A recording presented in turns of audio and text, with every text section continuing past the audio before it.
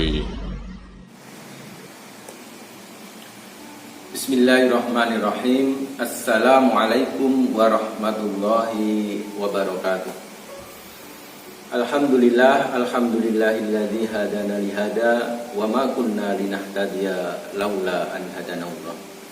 Asyhadu an la ilaha illallah wa asyhadu anna Muhammadar Rasulullah. Qala Allah Ta'ala fil Qur'anil Karim. Bismillahirrahmanirrahim.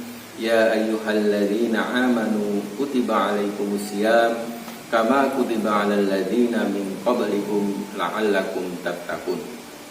Segala puji hanya bagi Allah, sholawat serta salam senantiasa kita aturkan kepada junjungan kita Nabi Allah Muhammad sallallahu alaihi wasallam.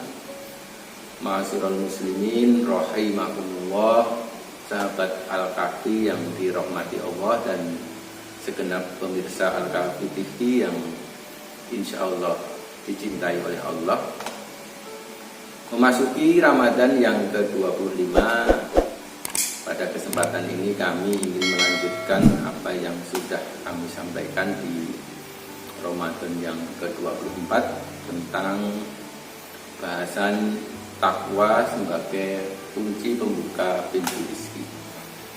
Bahwasanya perlu kami sampaikan ulang bahwasanya orang yang bertakwa, dalam firman Allah dikatakan wa may yattaqillaha yaj'al lahu makhraja wa yarzuqhu min haitsu la yahtasib wa may yatawakkal 'ala Allah fa huwa hasbuh. Akan diberi jalan keluar bagi setiap urusannya, bagi setiap permasalahannya, akan dilapangkan hidupnya, kemudian diberi arah yang tidak disangka-sangka, dan barang siapa yang bertawakal kepada Allah, sungguh-sungguh menyerahkan diri segala urusannya hanya kepada Allah, maka Allah akan mencukupi segala kebutuhannya.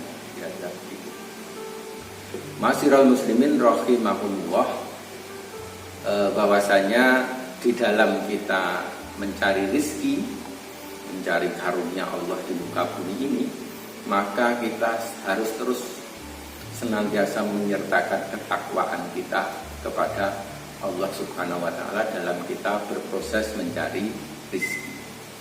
Jadi kalau orang Jawa di zaman dahulu dalam memberikan pedoman kita dalam kita mencari rezeki di dunia ini, para orang tua kita, para kiai-kiai sesepuh kita itu memberikan semacam pedoman yang berupa pacul begitu. Jadi pacul ini adalah, kalau di orang Jawa itu adalah alat untuk mencangkul, itu dinamakan pacul. Nah, pacul itu dalam filosofis Jawa itu dikatakan sebagai papat sifat tan kena ucul. Jadi 4 sifat, 4 hal, 4 prinsip dasar yang tidak boleh kita lepaskan di saat kita mencari rezeki Allah Subhanahu wa Ta'ala. Nah, 4 sifat, 4 hal, 4 prinsip dasar itu apa saja? Yang pertama, kalau di pacul itu, kalau di orang Jawa itu ada 4 unsur. Yang pertama ada yang disebut gagang pacul atau pegangan pacul, itu yang disebut dengan, kalau orang Jawa mengatakan dengan duran. Kemudian ada besi yang untuk mencangkulnya itu, bilah cangkulnya itu kemudian ada duran, kemudian ada tanding, kemudian ada besi yang untuk mencangkul itu disebut wilah. Kalau orang Jawa mengatakan itu sebutannya wilah. Kemudian orang yang mencangkul itu disebut sebagai bawak. Nah, maksudnya bagaimana? Yang pertama, prinsip kita orang Jawa itu mengatakan kalau prinsip orang mencari itu harus senantiasa memegang duran. Duran itu artinya adalah ojo maido marang aturaning pangeran. Maksudnya dalam kita mencari rezeki, kita harus senantiasa berpegang teguh terhadap hal-hal yang sudah ditentukan, sudah diatur oleh Allah Subhanahu wa ta'ala. Kita tidak boleh menabrak apa yang menjadi larangan Allah Subhanahu wa ta'ala. Jadi kita harus taat aturan, mana yang halal, mana yang haram harus kita pegang teguh begitu. Karena Rasulullah SAW juga bersabda, sudah menginformasikan bahwasanya kelak di akhir zaman itu nanti orang itu tidak akan peduli terhadap rizkinya, apakah rizkinya itu halal atau haram, yang penting mendapat rizki yang banyak. Itu nanti zaman akhir zaman seperti ini tuh banyak sekali yang seperti itu. Maka kalau kita ingin selamat, maka kita harus memegang duran tadi. Kemudian yang kedua ada besi yang untuk mencangkulnya itu yang disebut wilah. Wilah di sini dalam bahasa Jawa dikatakan wiwitane percaya marang Gusti Allah. Jadi dalam kita mencari rezeki itu harus berawal dari tawakal kepada Allah, menyerahkan diri, keyakinan kita kepada Allah. Jadi wiwitane percaya marang Gusti Allah. Jadi yakin akan rezeki itu adalah yang memberi Allah Subhanahu wa ta'ala.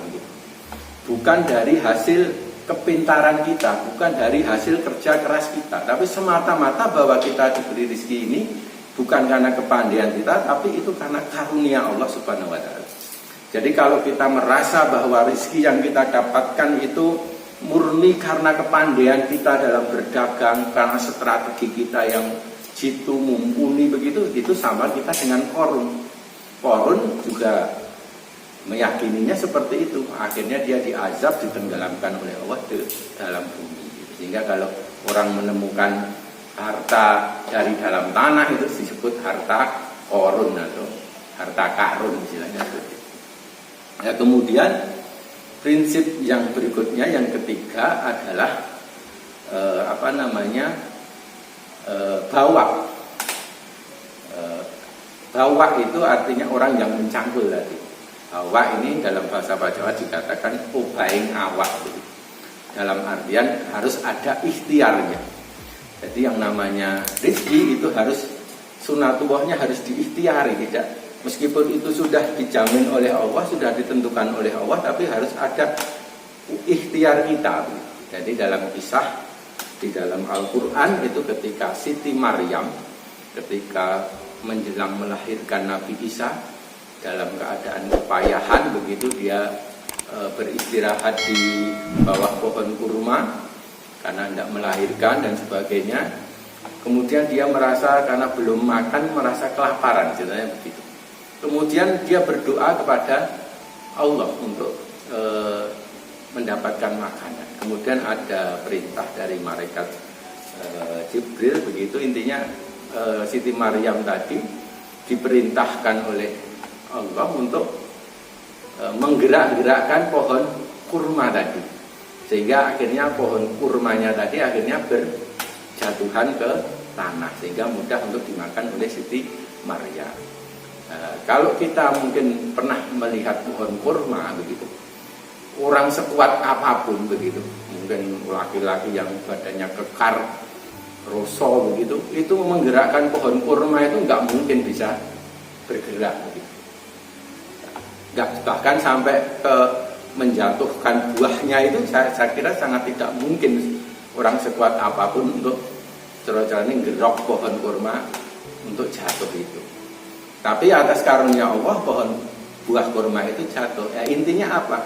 Meskipun di luar nalar, ikhtiarnya tetap harus ada. Gitu. Tapi yang mendatangkan rezekinya itu Allah. Gitu. Tapi ikhtiarnya kita sebagai manusia, sunatullahnya harus berusaha itu harus ada. Gitu. Seperti Siti Maryam tadi enggak langsung Allah memberikan pertolongan, dikasih di depannya makanan tinggal makan begitu, tapi tetap harus berikhtiar dengan berusaha menggerakkan pohon kurma tadi, dengan artian bahwasanya sunatullahnya di muka bumi memang harus ada ikhtiarnya, meskipun ikhtiarnya itu terkadang bahkan tidak nyambung dengan hasilnya, bahkan mungkin ikhtiarnya tidak seberapa tapi hasilnya luar biasa. Itu bisa jadi tergantung tingkat ketakwaannya masing-masing orang. Kemudian yang terakhir yang komponen pacul yang terakhir itu kalau orang Jawa mengatakan tanding. Tanding itu antara yang mengaitkan antara duran dengan wilah dengan besinya itu. Nah, tanding ini dimaksudkan oleh para orang tua dulu, para kiai-kiai zaman dulu, falsafahnya adalah ojo sok nanding-nandingake. Dalam artian jangan membanding-bandingkan rizki kita dengan rizki milik orang lain. Karena nanti kalau kita membanding-bandingkan, akhirnya rasa syukur itu akan berkurang dari diri kita. Intinya harus kita memiliki rasa syukur atas karunia Allah Subhanahu wa taala. Jadi Rasulullah menyampaikan bahwasanya kalau untuk urusan dunia, Rasulullah mengajarkan agar kita melihat orang yang di bawah kita. Sementara kalau urusan akhirat, Rasulullah mengajarkan agar kita melihat orang yang di atas kita. Artinya apa? Artinya kalau urusan dunia itu kita melihatnya orang yang mungkin lebih berkekurangan dibanding kita, sehingga kita bisa memiliki rasa syukur. Tapi kalau soal beribadah, soal sedekah, soal kebaikan-kebaikan, kita harus melihat orang yang di atas kita agar kita merasa termotivasi untuk mengejar ketertinggalan dengan orang lain, untuk bekal kita hidup di akhirat nanti. Mungkin hanya itu yang bisa kami sampaikan. Kurang lebihnya saya mohon maaf. Akhirul kalam, billahi taufiq wal hidayah. Wassalamualaikum warahmatullahi wabarakatuh.